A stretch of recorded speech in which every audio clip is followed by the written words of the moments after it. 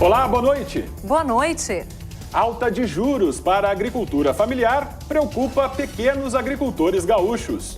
Plano Safra, anunciado hoje pelo governo federal, prevê 29 bilhões de reais para o setor. Ministra da Agricultura acena em Porto Alegre com possibilidade da redução do custo da irrigação. Palácio Piratini anuncia novo atraso nos repasses à União para garantir os salários do funcionalismo. Deputado Diógenes Bacégio presta depoimento na Comissão de Ética da Assembleia.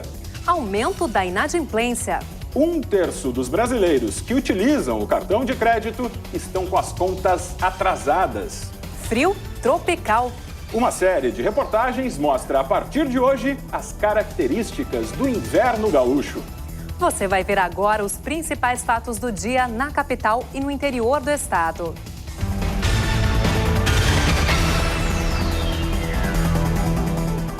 A Federação dos Trabalhadores na Agricultura do Rio Grande do Sul criticou o aumento na taxa de juros previsto no Plano Safra de Agricultura Familiar. Anunciado hoje pelo governo federal, o pacote de apoio ao setor vai disponibilizar 28 bilhões e 900 milhões de reais no biênio 2015-2016. Este é o maior recurso já destinado ao setor da agricultura familiar no país e representa um valor 20% maior do que o liberado em 2014. Mesmo no contexto dos necessários ajustes fiscais em que vivemos, conseguimos ampliar os recursos para esse Plano Safra e manter as taxas de juros reais negativas. Mas para o presidente da FETAG, o Plano Safra da agricultura familiar é razoável, já que os bilhões liberados não devem representar um aporte significativo. Hoje, o setor amarga um aumento de 20% no custeio da produção em comparação com o ano anterior. Também a elevação nas taxas de juros para operações de crédito devem representar um impacto negativo no campo. Antes, para financiamentos de até R$10 mil, os juros eram de 1,5%. Com o novo plano, a taxa passou a ser de 2,5%, ou seja, um aumento de 66%. Já em financiamentos de R$10 a R$30 mil, as taxas subiram 50%, passando de 3% para 4,5%. E para financiamentos de 30 até 150 mil, os juros cresceram de 3,5% para 5,5%. Se nós olharmos as taxas de juros que nós vamos ter para esse Plano Safra, elas são extremamente elevadas. Nós variamos aí de 50% de aumento a 66%. Então, se nós olharmos esses números, nós vamos ver que aumentou bastante, encareceu bastante o juro para o agricultor pagar. E mesmo com o maior volume comercializado, o valor das exportações gaúchas recuou quase 20% em maio, na comparação com o mesmo período do ano passado. Conforme a Fundação de Economia e Estatística, a retração foi puxada principalmente pela queda nos preços da soja. Segundo a FEE, o valor de commodity no mercado externo recuou mais de 25% em relação a maio de 2014. Além disso, a concorrência com os embarques de arroz e o impacto no clima dos terminais portuários também afetaram as vendas de soja. No acumulado do ano, as exportações do grão apresentam desempenho semelhante, com aumento de 17% em volume, mas queda de quase 13% em valores. No resultado geral, as vendas externas do Rio Grande do Sul diminuíram 8,4% entre janeiro e maio de 2015, totalizando 6 bilhões e 300 milhões de dólares. E representantes dos três poderes se reuniram hoje no Palácio Piratini para discutir a situação econômica do estado. No encontro, o governador José Ivo Sartori pediu apoio do Legislativo e do Judiciário no esforço para equilibrar as contas do Rio Grande do Sul. O secretário da Fazenda informou que o estado novamente vai atrasar os repasses à União em julho para garantir o pagamento do funcionalismo. Já o presidente do Tribunal de Justiça ressaltou que as lideranças gaúchas estão empenhadas na busca de uma solução consensual para a crise. Ao mesmo tempo que nós temos que cuidar da crise financeira do Estado, nós temos que cuidar também de não precarizar o que já é precário, ou seja, os serviços públicos. Porque justamente são os serviços públicos que a população mais carente necessita. E essa disfunção do Estado tende a agravar na medida em que a crise não foge. Existem algumas soluções que são de gestão, que exigem contenções, exigem sacrifícios, mas outras são macroeconômicas, né? Nós temos 24 ou 25 medidas judiciais que nos obrigam a pagar a folha de pagamento. E estamos fazendo de tudo para que a gente possa pagar a folha de pagamento no dia aprazado. Se para isso nós tenhamos que deixar de efetuar outros repasses e pagamentos, certamente o faremos. Mês próximo passado, já nos utilizamos deste expediente. Repetiremos os mesmos expedientes do mês passado e, obviamente, em função do déficit mensal, mais de 400 milhões de reais que nos faltam no Tesouro do Estado, obrigatório e forçosamente teremos que deixar de adimplir e de pagar outros compromissos, as mais variadas áreas, para poder atender à determinação judicial. A URGS entregou o primeiro diploma de medicina da universidade a um estudante de origem indígena. Lucila Maria Inácio Belfort, de origem caigangue, entrou no curso em 2008 como cotista, enfrentou o preconceito e conquistou muitas vitórias até se formar neste fim de semana. Entre todos os formandos de medicina, um rosto ganhou destaque. A formatura teve sabor de vitória para Lucila. Enfermeira formada pelo Unijuí, ela sonhava com a formação médica. Eu não contava o tempo, os dias, os meses, os anos, e quando eu vi, a data chegou, sabe? É inacreditável. A recém-formada médica tem origem indígena do povo caingangue. Cresceu na aldeia Serrinha, no município de Ronda Alta, na região noroeste do estado. A mãe e as irmãs são todas diplomadas e estavam orgulhosas pela conquista. Quando ela passou em medicina, para nós assim foi um início da realização de um sonho. E hoje, finalmente, a gente pode ver esse sonho dela realizado. E esse sonho dela, para nós, também é uma grande vitória, né? Eu sempre sonhei e incentivei elas a se prepararem, né? Tanto que eu tenho ela, que é duas advogadas, uma jornalista e agora uma médica, né? A trajetória acadêmica não foi fácil. Em 2008, Lucila ingressou na Faculdade de Medicina pelo sistema de cotas. Conforme um dos professores da faculdade, ela sofreu preconceito e discriminação.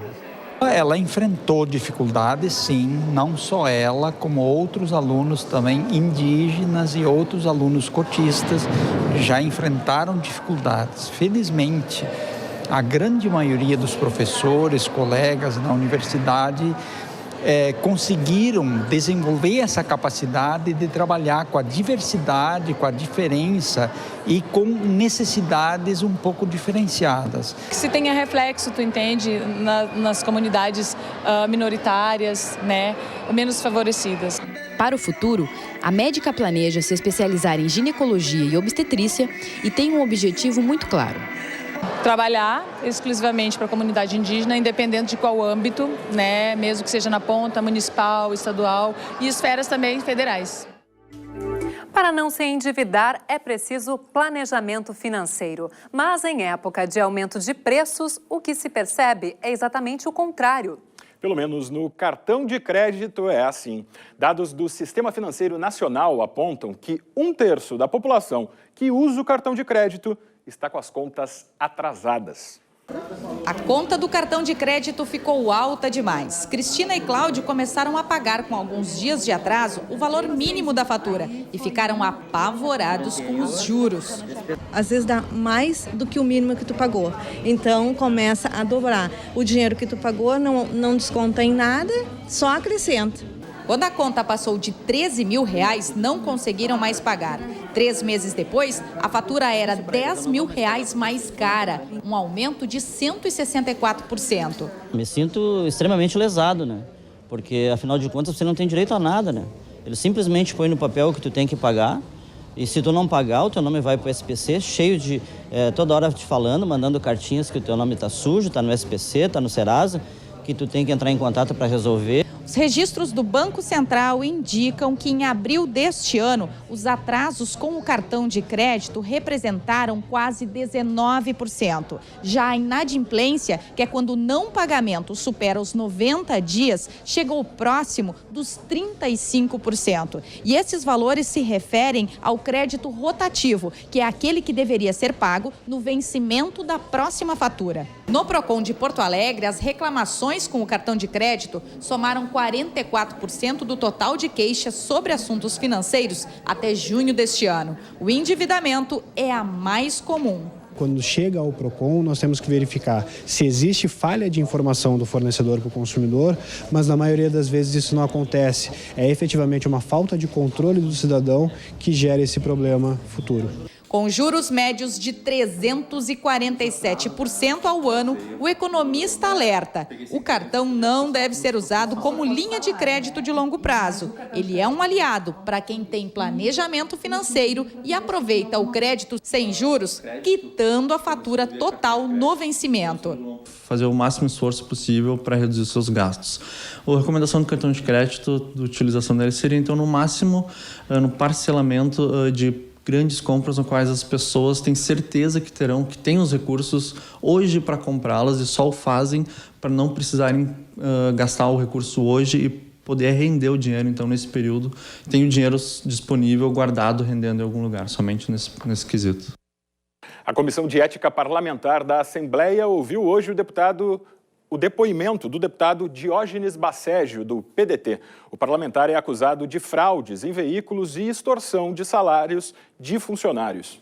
Basségio foi o terceiro a falar à comissão. Já foram ouvidos os depoimentos de outros 2 envolvidos no caso, como o ex-chefe de gabinete Neuromar Gatto, que é o responsável pelas denúncias. Basségio falou à comissão por cerca de 1 hora e 30 minutos. Para o relator do caso, o deputado Marlon Santos, o depoimento não apresentou novidades à investigação. Não tem nada de novo na história. Não tem nada de novo na história. E dei toda a condição do tempo, sem nenhum tipo de reserva, tanto para o acusado, o deputado Basségio, quanto para a sua defensoria. E sem nenhum tipo de limite. Basségio não falou com a imprensa. Um dos advogados de defesa, no entanto, disse que foram apresentados novos documentos à comissão. Foram trazidos documentos, mostrados vídeos, entregues vídeos não mostrados, e sem dúvida nenhuma estamos tranquilos em relação à questão e ao posicionamento do deputado. As audiências sobre o caso serão encerradas até o fim do mês. Até lá, o relator deve decidir pelo arquivamento ou não das denúncias. Caso a investigação continue, uma subcomissão será formada dentro da Comissão de Ética para analisar o fato e produzir o relatório final. O documento será votado e poderá culminar na cassação do mandato de Basségio. O Cadastro Nacional de Adoção é fundamental para evitar que muitos brasileiros cresçam sem um lar. Uma ferramenta importante, mas que ainda pode ser aperfeiçoada para facilitar o encontro entre casais sem filhos e crianças sem pais. O assunto foi o tema principal do 3º Fórum Estadual de Adoção, realizado nesse fim de semana na capital. O sistema cruza as informações da Justiça sobre as crianças e adolescentes destituídos do poder familiar que podem ser adotados e o perfil buscado pelas pessoas que estão aptas a adotar. O problema é que essas características dificilmente se encontram. E enquanto famílias esperam pela criança ideal, milhares crescem em abrigos. O Fórum trouxe o exemplo positivo da cidade de Farroupilha, na Serra Gaúcha. Na cidade de 70 mil habitantes, 20 crianças foram adotadas no ano passado, a metade do número de Porto Alegre, que tem 1.400.000 moradores. Lá, as crianças não ficam mais do que 1 ano e meio em um abrigo. A nossa média de acolhimento gira em torno ali do meio ano. Por incrível que pareça, o tribunal tem resolvido questões para nós, as apelações em 30, 60 dias. Eu conheço assim, pessoalmente todos os casos, praticamente, porque, a meu ver, Cada processo me toca muito. Eu entendo assim que aqui nós lidamos com pessoas. É muito diferente você conhecer a criança e saber quem é que está lá na casa lar e dizer, eu quero encaminhar essa criança para adoção. A busca ativa e o encontro entre os pais interessados e as crianças dos abrigos são ferramentas para humanizar o cadastro e promover a adoção.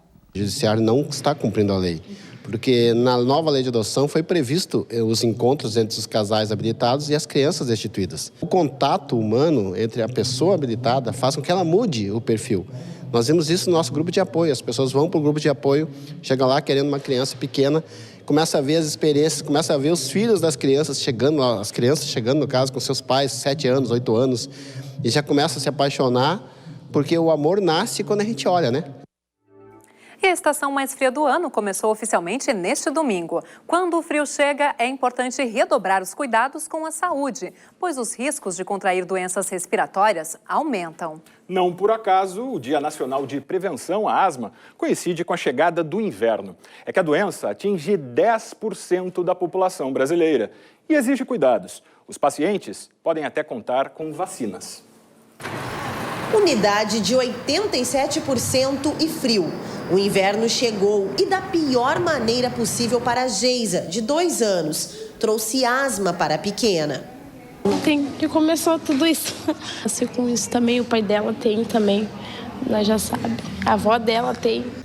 Fatores genéticos são uma das causas da asma, que também se agrava por causa da alergia a alguns alimentos e do frio. Mas este especialista afirma que é possível passar o inverno sem grandes crises. Basta apostar no controle da doença. Porque a principal causa de voltar a ter sintoma no inverno é que a pessoa passou um verão bem, aí relaxou, né, parou com as medicações que previamente usava e agora no frio ela não voltou a usar os medicamentos e é surpreendida por uma crise, né? E evitar exposições assim exageradas, né? Que, digamos assim, suar muito por um exercício, apanhar chuva e manter, né, a roupa molhada no corpo. E isso aí certamente para pessoas que têm sensibilidade alérgica, isso gera sempre uma possibilidade de ter, né, rinite. E a rinite e a asma andam muito juntas, né?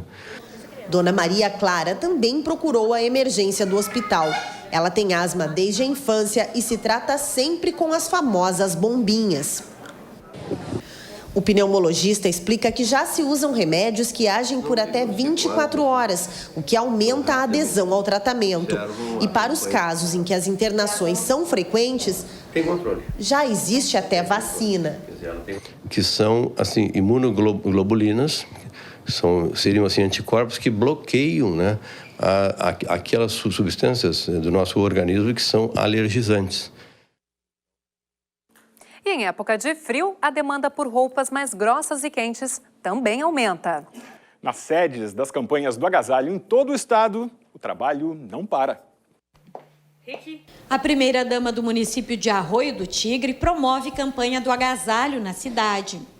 Mesmo assim, ela precisa recorrer à central de doações do estado para suprir a demanda da população carente. Com as doações que a gente tem da nossa cidade, não comporta toda a nossa demanda, porque justamente por ser uma região muito fria. Além de Arroio do Tigre, hoje pela manhã, na central, também estavam representantes das prefeituras de Pontão e Capela de Santana. Essa é a rotina na central de doações. Assim que chegam, as roupas passam por uma triagem e já são encaminhadas para a distribuição. No ano passado, a campanha do agasalho do estado recolheu mais de 1.600.000 peças, que foram doadas para cerca de 3.600 famílias. A gente precisa de tudo, porque os pedidos chegam todos os dias, né?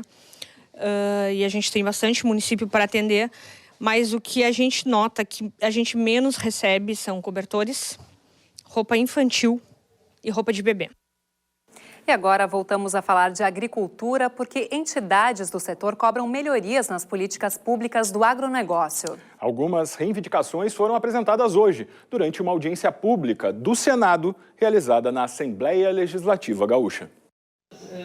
O objetivo da audiência promovida pela Comissão de Agricultura e Reforma Agrária era detalhar o Plano Safra 2015-2016. Mas os arrozeiros aproveitaram para cobrar o refinanciamento das dívidas de produtores que estão sem acesso a crédito, o aumento do preço mínimo do grão definido pela Conab e o subsídio dos gastos com energia. O setor arrozeiro, ele há tempos vem sofrendo com esses aumentos de custo de produção. A gente sofre mais porque a agricultura, o arroz irrigado do Rio Grande do Sul é totalmente irrigado e depende da energia elétrica. No momento que temos esse insumo que teve um aumento de 100%, obviamente nós estamos sentindo muito isso, tirando a nossa renda do campo.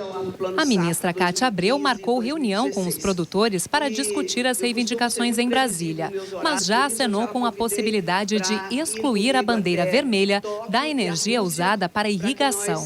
Com o apoio da presidente Dilma, que pediu que negociasse diretamente com a Agência Nacional, mas o próprio ministro de Minas e Energia, Eduardo Braga, tem sido um grande torcedor para que nós possamos tirar a irrigação da bandeira vermelha. Nos próximos dias, nós deveremos ter novidades e notícias. Outras entidades também pediram mais agilidade na liberação dos 187 bilhões de reais anunciados no Plano Safra. Os recursos ainda não estão disponíveis nos bancos.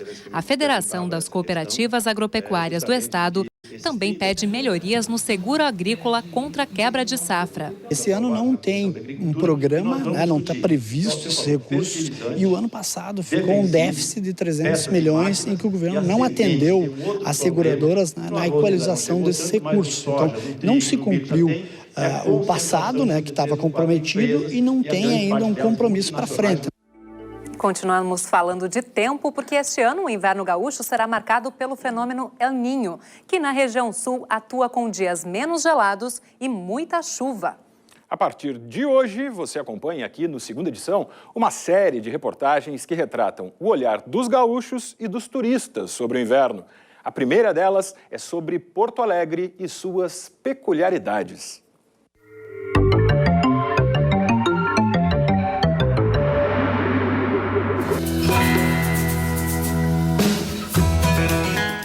País tropical que nada. Casacos pesados, luvas, gorros e mantas mostram que o inverno no sul desmente o Brasil do imaginário. Nesta época do ano, Porto Alegre atrai um turista que vem em busca daquilo que sim faz a fama do gaúcho. O churrasco, com certeza, o chimarrão também, e o frio, né? Mas a cidade tem muito mais. E foi isso que a carioca Valéria e os amigos descobriram na internet ao pesquisarem um destino para as férias. A gente viu muita coisa interessante, né? Diz que é uma cidade muito gostosa, né? As pessoas são muito aconchegantes, né? Aconchegam bem a gente, então a gente veio conhecer. O pessoal procura, que eles conhecem e gostam de conhecer, é nosso centro histórico, com suas belezas arquitetônicas, a Praça da Matriz, Teatro São Pedro. Nossa, o pessoal fica muito maravilhado ali com aquela região ali, toda aquela estrutura. Casa de Cultura Mário Quintana, o pessoal vai ali, toma um cafezinho lá em cima no Café Girassol, lá naquela parte superior, vendo um pouco do pôr do sol, do Guaíba. Uma paisagem que pode ficar gelada. A temperatura média na estação fica em 12 graus. Mas termômetros registrando um dígito não chegam a ser surpresa. E daí, vale colocar tudo o que se tem no armário ou na mala. E neste ano, ela vai ter que vir bem recheada. Teremos períodos de frio, temperaturas negativas, algum dia até mesmo com possibilidade de neve, aquela coisa que a gente já está acostumada no sul do Brasil. E quer uma dica de como encarar as baixas temperaturas? É só frequentar uma das 5 feiras livres espalhadas por bairros da capital. Comer bergamota no sol é uma das grandes maravilhas da vida, né? O bom é comer uma bergamota na beira da estrada no sol. Ou comer uma laranja com canivete de osso. Friozinho e sopas também fazem ótima combinação e garantem alimentação saudável. Este restaurante vê aumentar o movimento entre os meses de junho e agosto, com um cardápio que aposta em caldos variados com nomes diferentes. Os caldos a gente sai muito ao Dona Zefinha, né? Que é um feito com feijão mulatinho, linguiça, bacon e um caldo bem temperado. E o Levanta Defunto, que é um caldo de feijão preto, né? Esses dois são o carro-chefe da casa. Eduardo é de Fortaleza e há 8 anos vive na capital. E pensa que para ele foi difícil se adaptar ao clima? Não, pelo contrário, sofrimento é no verão, como do ano passado, que teve uma semana quase toda com mais de 40 graus, foi sofrido. Mas no inverno dá para aproveitar bem. Outra sensação típica do inverno gaúcho é vir caminhando na rua, dobrar a esquina e receber uma rajada de vento minuano tão gelada que chega a doer no rosto. O vento é um vento característico do inverno gaúcho, ele sopra normalmente das regiões oeste e sudoeste ali. É um vento, como eu disse anteriormente, característico do nosso inverno, mais forte um pouco do que a gente está acostumado no dia a dia, mas não tem nenhuma influência a mais, acima daquilo que o gaúcho, principalmente o gaúcho da fronteira, já está tão acostumado. Ari ficou 11 dias. Se acostumou? Estava preparado não, eu sofri um pouco. Pra gente que vem de uma cidade que faz 40 graus, vim para uma cidade que chega a menos 2, né? Então foi complicado. Mas na hora de ir embora... Curti muito, aí eu volto. Acho que agora eu quero voltar no verão. Partido e de coração partido, né? Coração partido de volta ao Ceará. Lá está quente.